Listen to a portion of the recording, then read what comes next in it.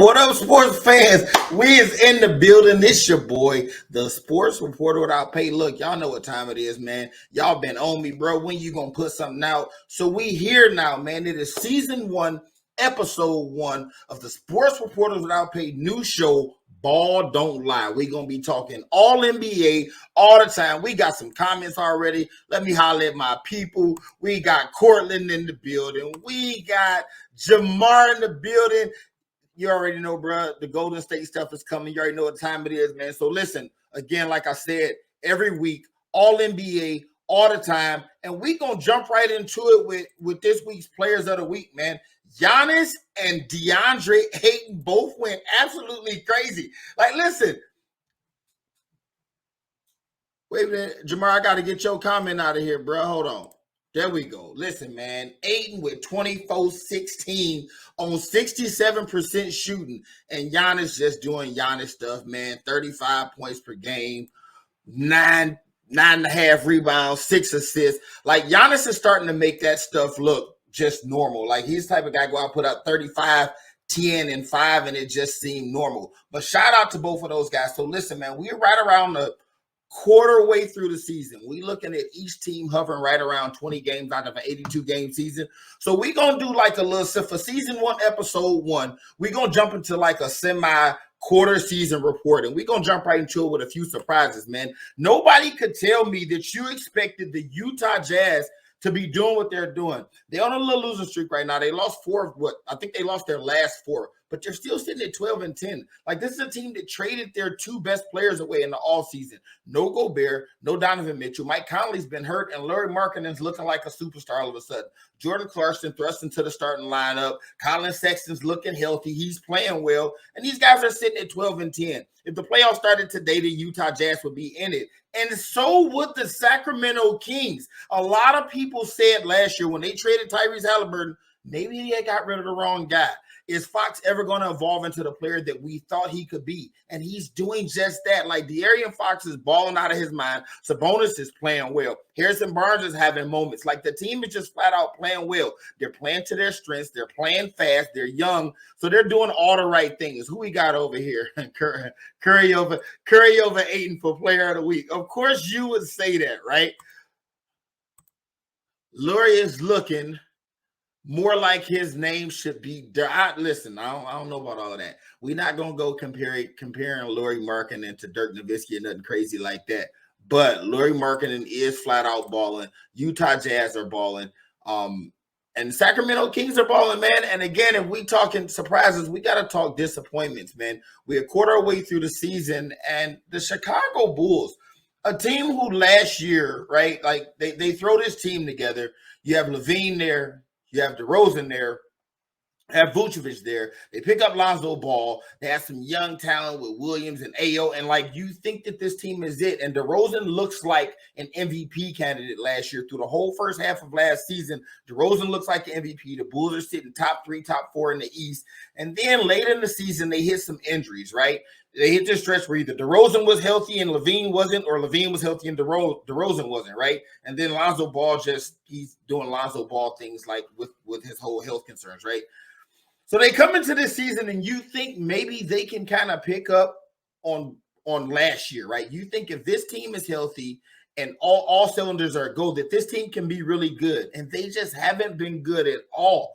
I mean, at all. Again, we're talking if the playoffs start today, we know it's a long season, but a quarter of a way is a pretty good sample size. And they're sitting outside the play-in. Like, they're sitting outside the top 10 in the Eastern Conference with a few teams in front of them who I didn't think should be in front of the Chicago Bulls. And obviously the Los Angeles Lakers, man, they are, if you know the movie Life, like, they're the epitome of can't get right, right? This is the Los Angeles Lakers. They just can't get right. I think the biggest problem is Russell Westbrook is a shorter, like, lower IQ. Like, he's LeBron James light. Like, everything that LeBron James does to be successful, those are the things that Westbrook does to be successful. He has to have the ball in his hands. He has to score. He has to facilitate. He rebounds well, right? But he has to be the engine that makes it go. And nobody's ever played next to LeBron James and been the engine. Like, LeBron James is the engine. Even in season 20, even at the age of 38, LeBron James is the engine that makes it go. Russell Westbrook's not the kind of guy that can just be like a a spot up shooter. I'm going to stand in the corner and just wait. Like, he's never been that guy. When they picked him up, I just said it didn't work, right? What we did see when LeBron James was out, we saw Anthony Davis kind of a reinvented version of him, right? Like, we saw him looking like the New Orleans Pelicans version of AD. We saw him looking like the AD that led the team in scoring and rebounds and field goal percentage the year the Lakers won the bubble championship, right? And I think that's what it takes for this team to possibly turn it around. Like, it has to go through Anthony Davis. We got more comments. I never want my people to not think I'm paying attention.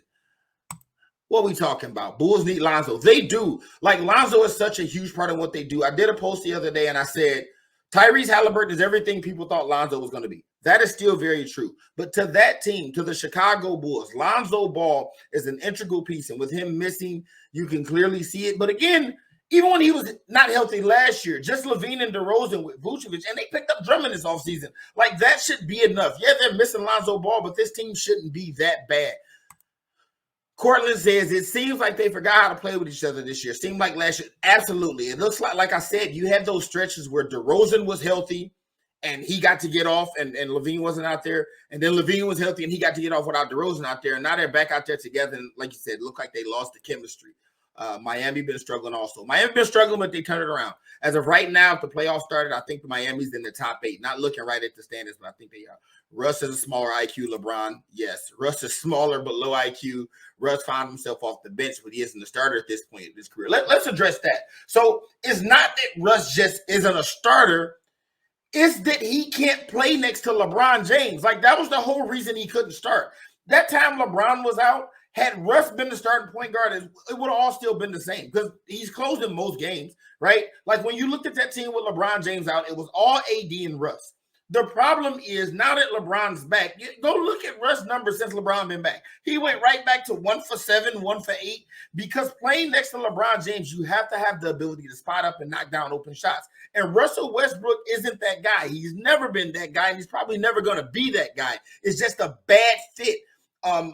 Which again, Darvin Ham was smart enough to say, okay, what we're going to do is bring Russ off the bench. So we're at least going to stagger his minutes. That means if LeBron is playing 35 a night, those 13, 14 minutes, Russ is always going to be out there. That's when he's going to shine. When we take LeBron out for 6, 7 minutes in the first half, Russ is going to run the show. Obviously, they're still going to play some minutes together, but Russ's prime time to shine is when there's no LeBron James.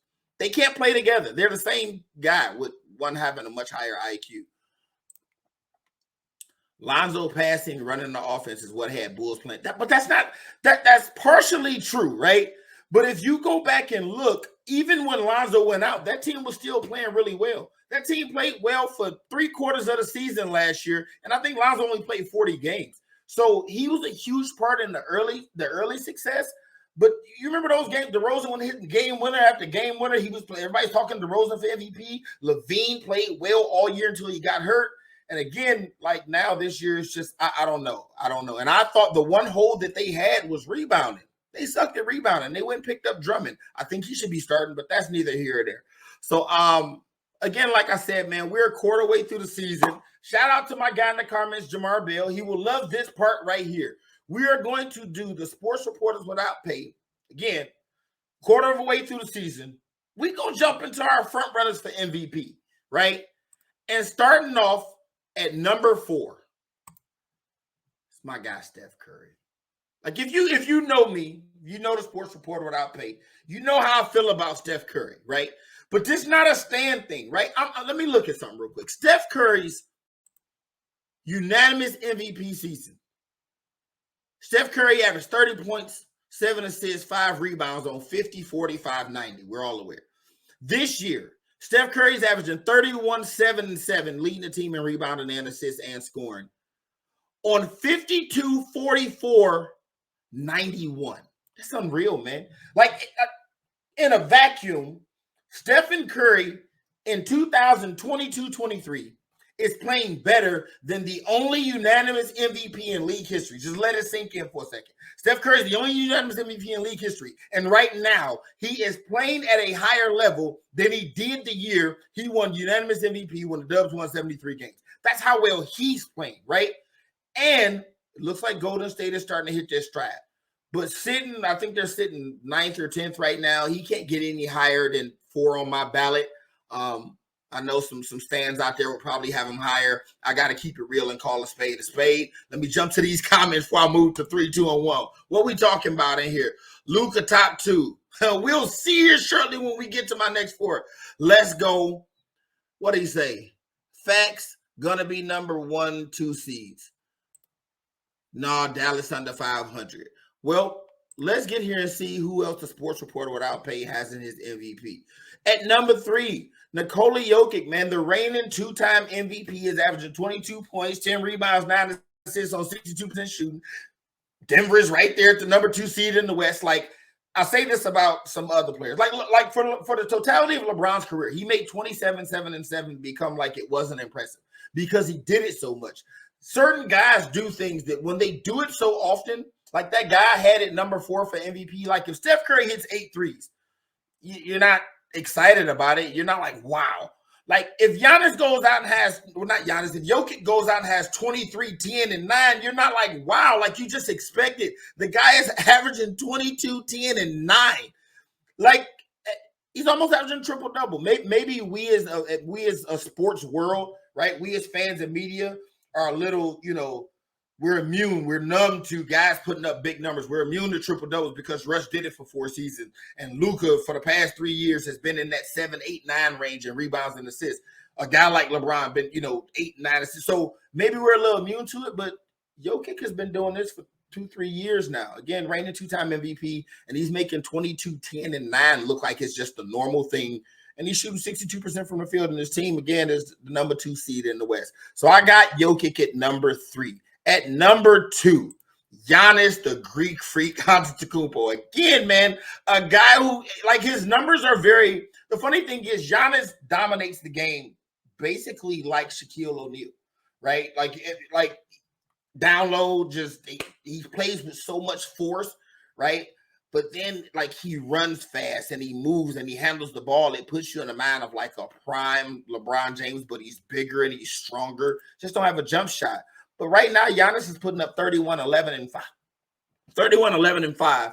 Milwaukee Bucks have the number 2 seed. And let this sink in for a second. Jrue Holiday has missed time. And Chris Middleton ain't touched the court yet. Just let that sink in for a second, right? Jrue Holiday's missed time. And Middleton has yet to play a single game. And the Milwaukee Bucks are sitting right there. Giannis is doing what he's always done, just putting up crazy numbers, playing the lead on both ends of the floor. And if you look, I'm going to go look. I would be willing to bet, and I haven't looked. His minutes are probably low this year. See what is Giannis doing this year, minutes-wise. Because every time I look up, he's having a big game, and it's like on 32, 33 minutes.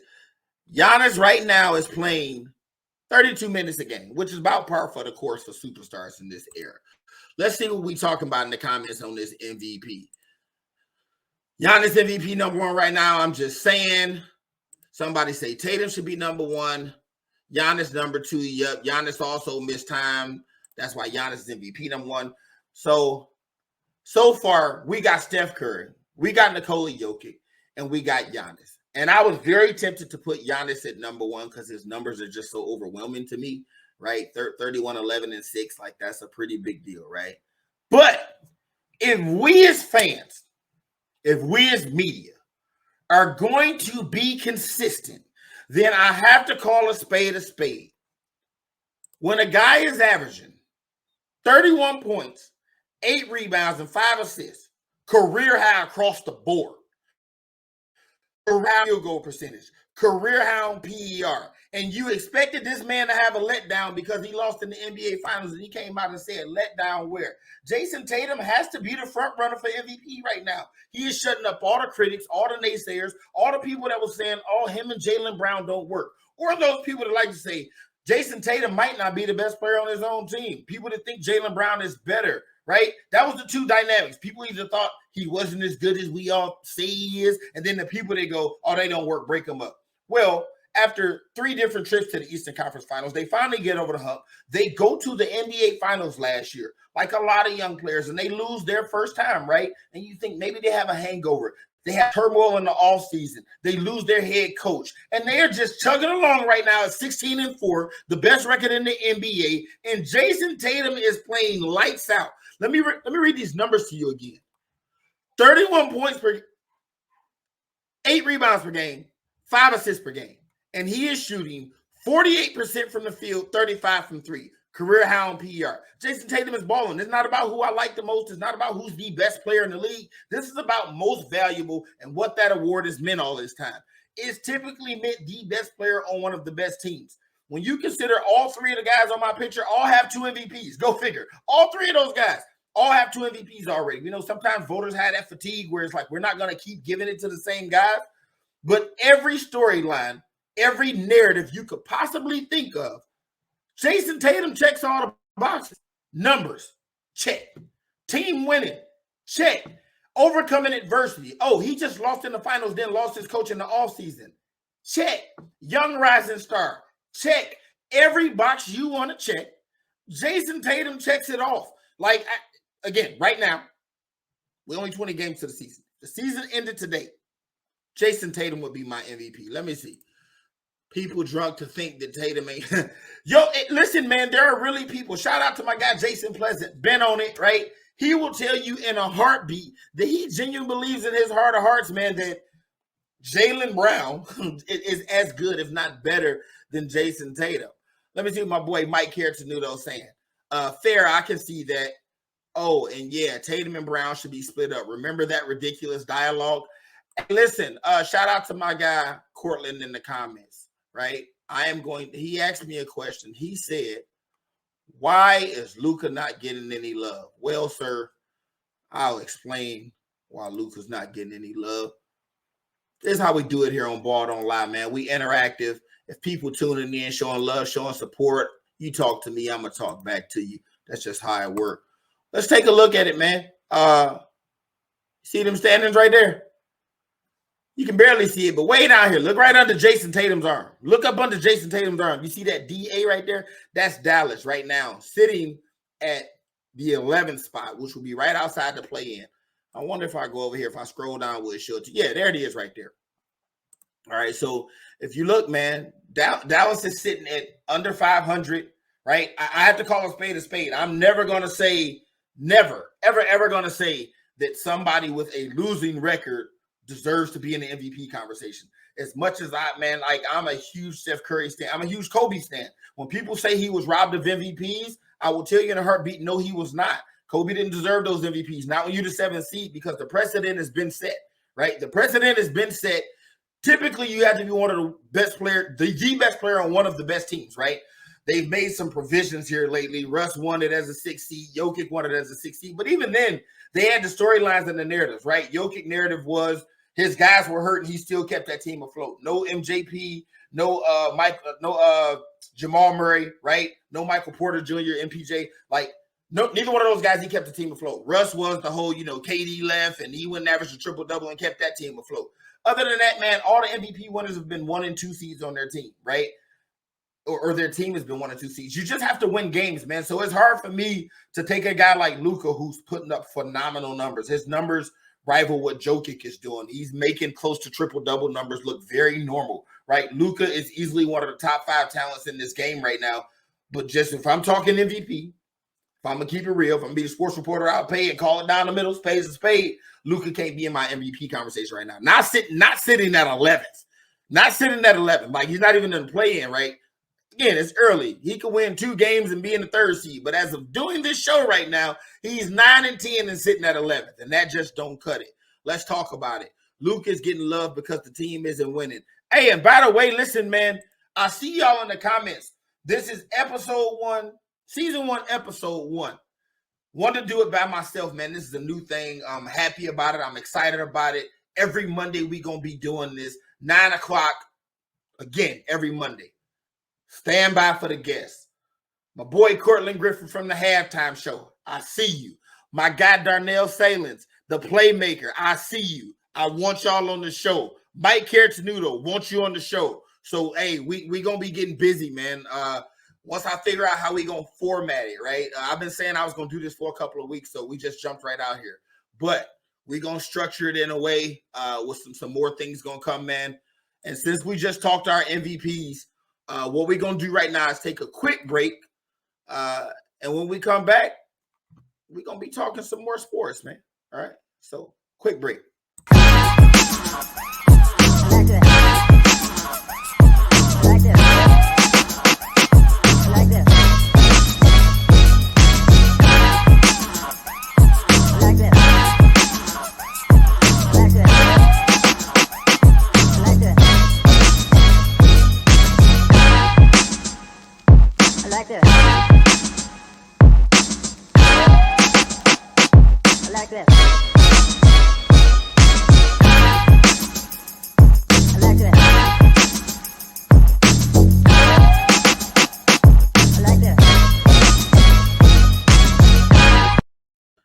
And we are back.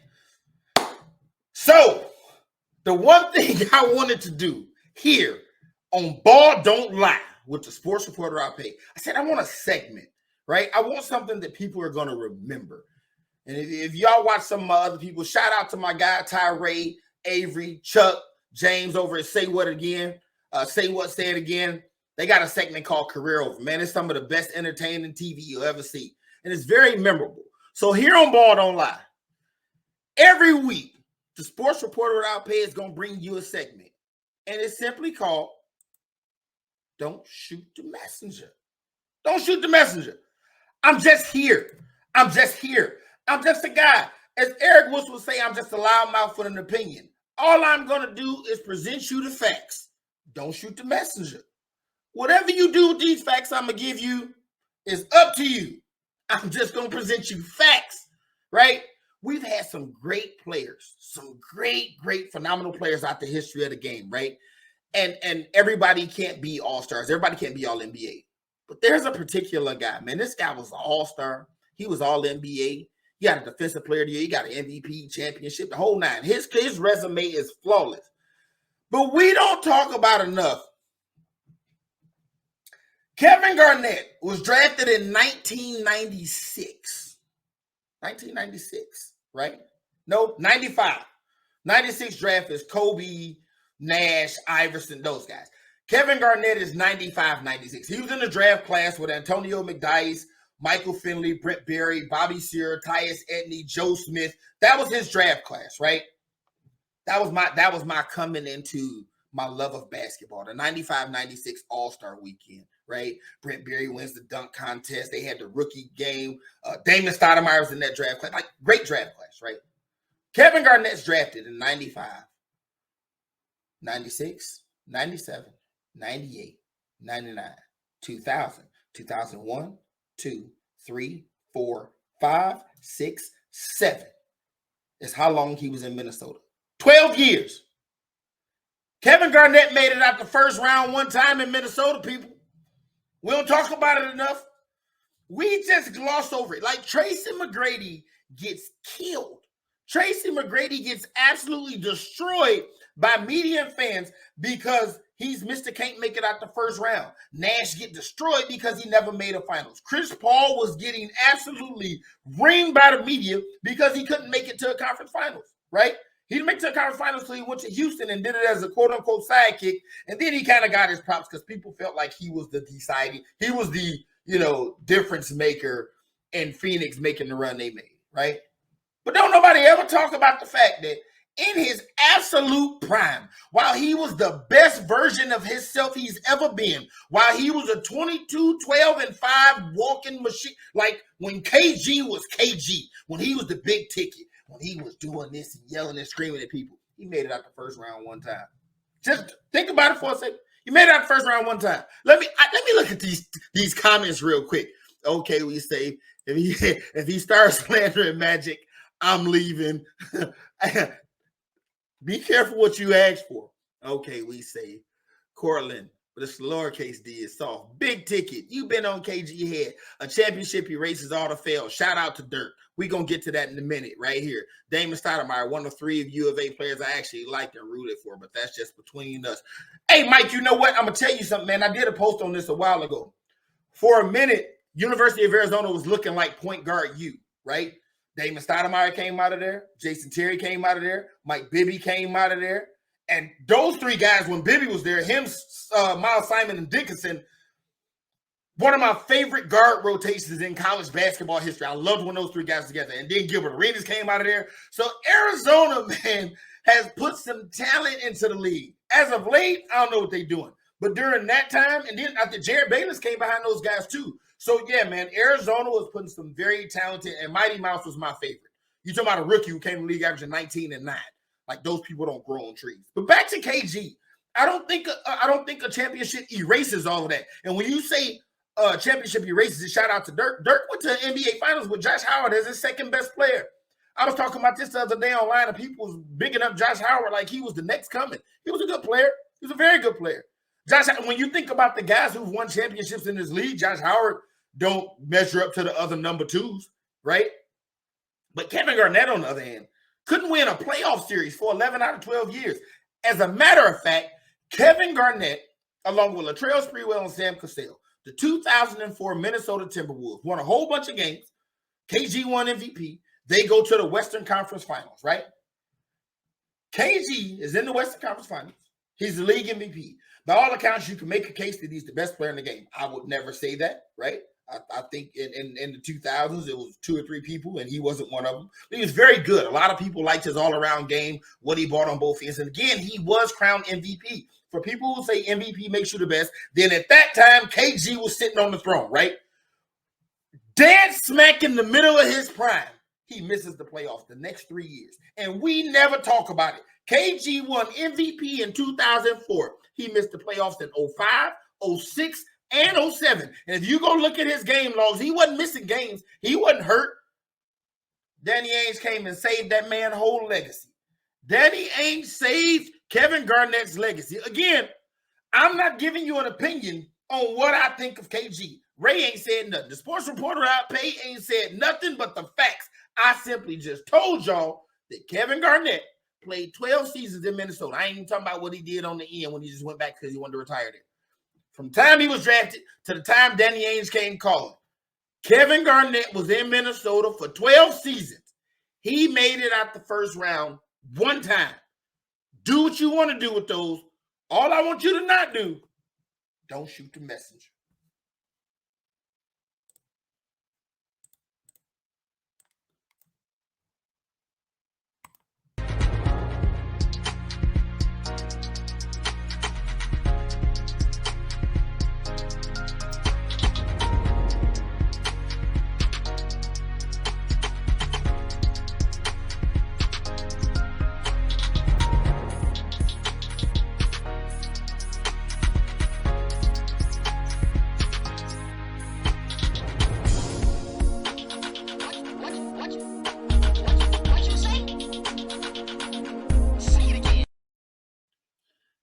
Shout out again, Tyree, Mr. Avery, career over himself, Mr. Chuck with Chuck's Picks, my guy James.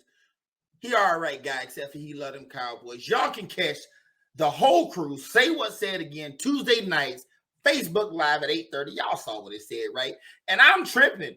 I played it. I played the video, right? But I didn't tell y'all. The Sports Arena, y'all know what it is. Y'all see your boy there every Monday night. Sports Reporter Outpay with Michael Cartenuto, with John Shear, with Eric Wilson hosting. You can catch Megan. You can catch Tyree. You can catch the whole Sideline Sports crew Mondays and Wednesdays, 10 o'clock p.m. And when I say Mondays, yes, I mean tonight. When this show go off, keep looking on Facebook. You'll find us on there. Sports Arena every Monday and Wednesday night. Y'all catch us live. So again, man, here at Ball Don't Lie, like I say, man, if you talk to me, I'll talk back. Let's jump in the comments real quick. Shout out my guy, Tyree. There he is in the comments. My guy, Elijah Glee, showing love, showing support. To be completely fair, the T-Wolves weren't trying to keep that 04 team together. I personally believe Minnesota's career suicide. MJ couldn't win a ring there. We not even going to do the – you had to use MJ as your – whatever. Like, listen, man, we can say what we want to say, right? Like, we do this thing where, like, we kind of pick and choose which players we give passes to. And KG's a likable guy. KG's like he embodies Black culture, right? He embodies everything that, how we grew up playing the game on the streets, trash talk, in your face, no friends type stuff. He embodies that. And I think a lot of people can relate to Kevin Garnett as a person, right? He plays with this passion and you want to root for him. That's all fine and dandy, but the facts are the facts, man. 12 seasons, one time out of the first round, right? I mean, for all the praise Allen Iverson gets, right? I'm not even gonna make this a shot at Philly or AI, but for all the praise that AI gets for taking that lackluster of a team to the NBA Finals, right? We gotta spin that coin and talk about it every way, man. Like KG, 12 seasons out of the first round once, and he's supposed to be great. He's great, right? Go look. You said shout out to Dirk. Everybody say the help he didn't have. There's a series where the Minnesota Timberwolves played the Dallas Mavericks, and Dirk absolutely destroyed him. Dirk ain't no big rebounder. Dirk put up 33 and 17. You think I'm lying? Go check it for yourself, right? I hate that. That's a pet peeve of mine when players just throw out numbers. Man, that guy scored 40 on me. He actually had 22. No, Dirk put up 33 and 17 against KG, right? His help was fine. I think it was Chauncey Billups and Wally Zerbiak was his next two guys, and Dirk had Nash and Michael Finley, who are better players, like no doubt about it. This was before Chauncey Billups came into the Detroit version of himself, but he put up 22 and changed that series. Like him and Zerbiak played well. They played Michael Finley and Steve Nash to a draw. The difference in the series was Dirk absolutely destroyed KG. That was the difference. But people will look at it and say, well, KG didn't have no help. If he did what he was supposed to do, they might win that series. Meanwhile, they get swept while Dirk put up 33 and 17. You know what I mean? So I don't know, man. When you're supposed to be great and people go, he was in the tough West.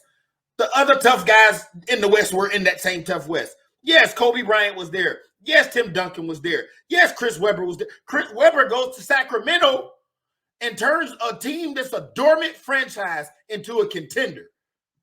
And then now we will come back years later and act like Doug Christie was a Hall of Famer. We'll act like Mike Bibby was he's very good. I was talking about it earlier. But Mike Bibby's not no superstar in this league.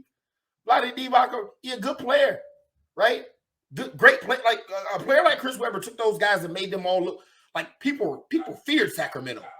Anyway, that ain't what this is about. Let's talk about it. As a matter of fact, the Lakers and Spurs stopped a lot of star players from winning.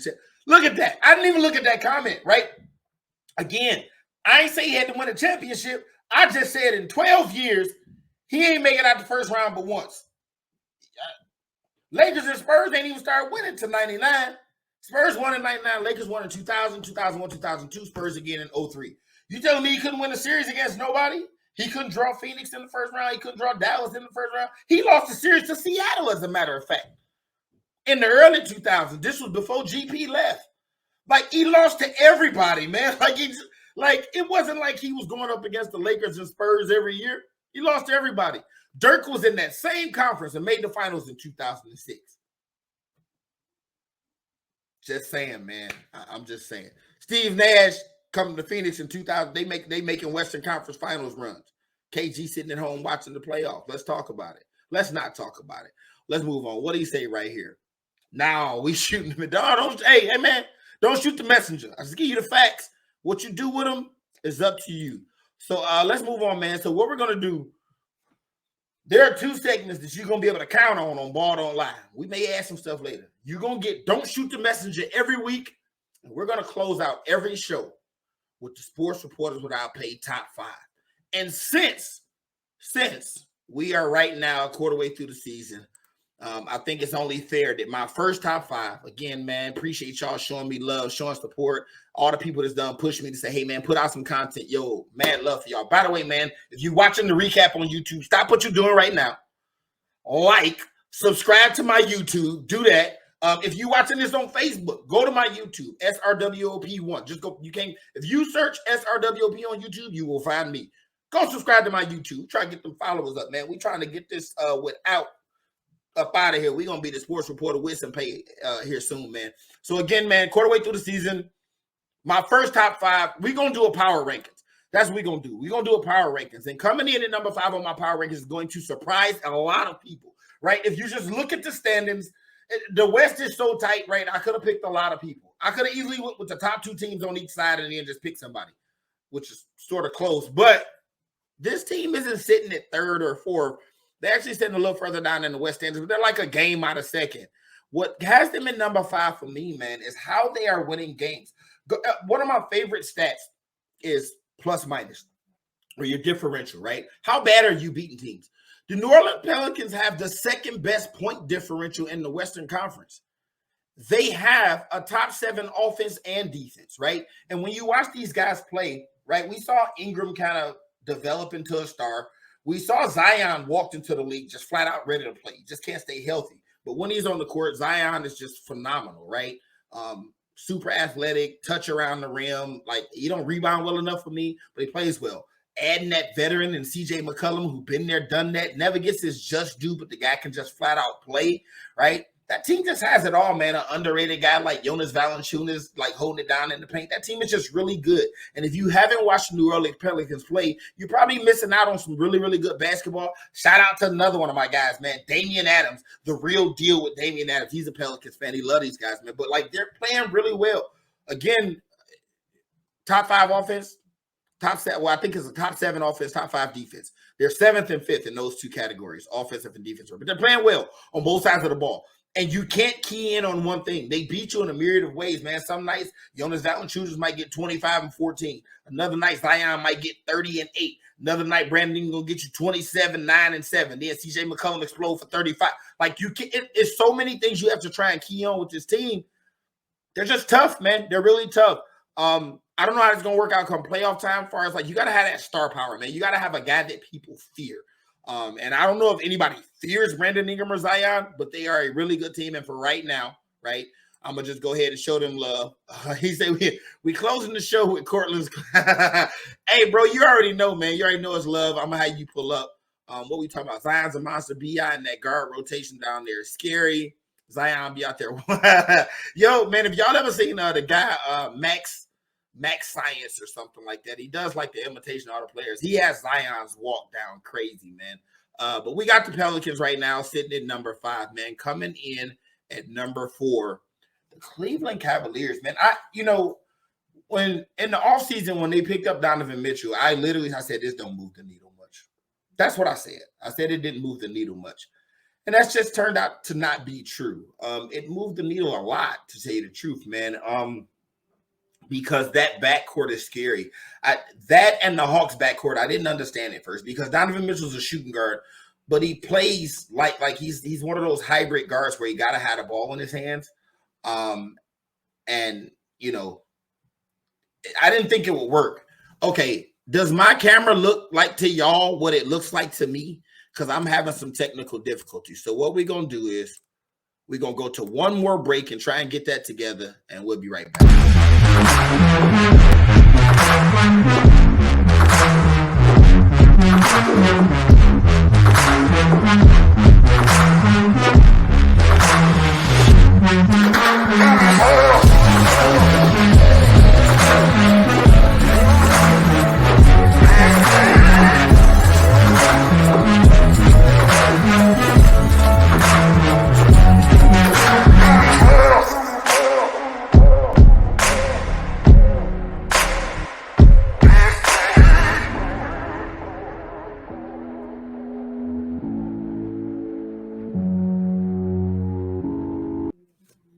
Okay, we're back. Listen, for those of y'all that's catching the YouTube recap, we had some technical difficulties on the live feed.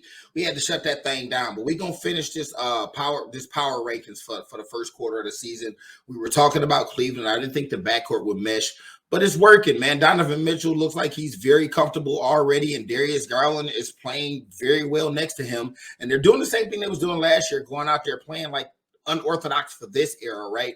With 3 bigs, right? Like, and last year was Markkanen, Mobley, and Jared Allen, right? And they're still basically doing the same thing. And Kevin Love is playing some spot minutes and playing well. And it works because Evan Mobley's mobile enough to get out and defend in space, right? So he can switch just like a lot of, these 6'6", 6'7" athletic small wings. He can do the same thing, and he's growing on offense. So that team is really good.